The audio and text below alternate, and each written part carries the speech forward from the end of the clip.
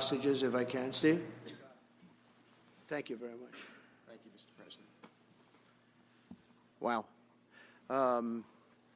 Well, I think we're making a lot of progress, and I don't want to say too much because I think they're doing a really good job back in Doha. I'm leaving tomorrow back to go to Doha, but I think that we've had some really great progress, and I'm really hopeful that by the inaugural, we'll have some good things to announce on behalf of the President.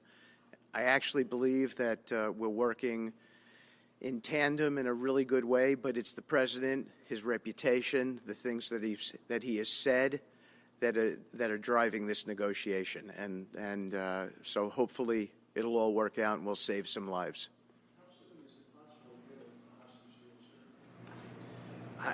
I believe we've been on the verge of it. I don't want to discuss sort of what's delayed it. There's no point to be negative in any way. But I think it's the President, his stature, what he said he expects, the red lines he's put out there, that's driving this negotiation.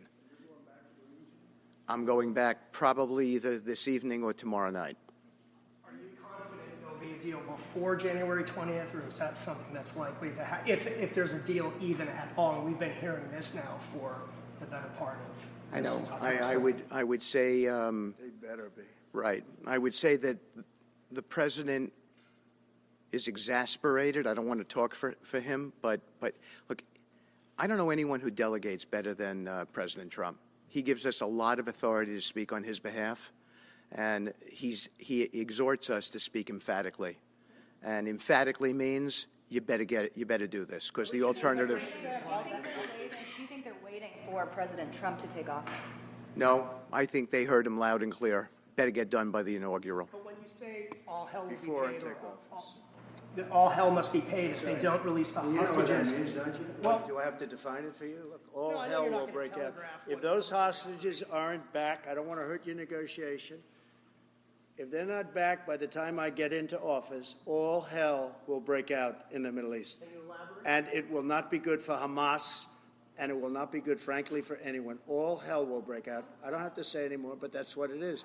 And they should have given them back a long time. They should have never taken them. There should have never been the attack of October 7th. People forget that. But there was, and many people are killed. They're no longer hostages.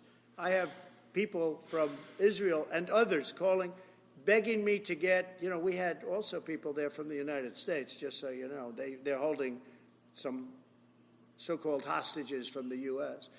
But I've had mothers come to me and fathers crying, can I get the body of their son back? Can I get the body of their daughter back? That beautiful girl where they threw her in the car, pulled her by her ponytail and threw her in the car like she was a sack of potatoes. I said, what happened to her?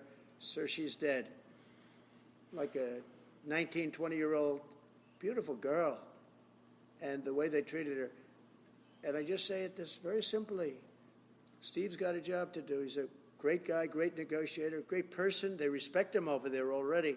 It's what we needed over there. We have people that know everything about the Middle East, but they can't speak properly. They don't know.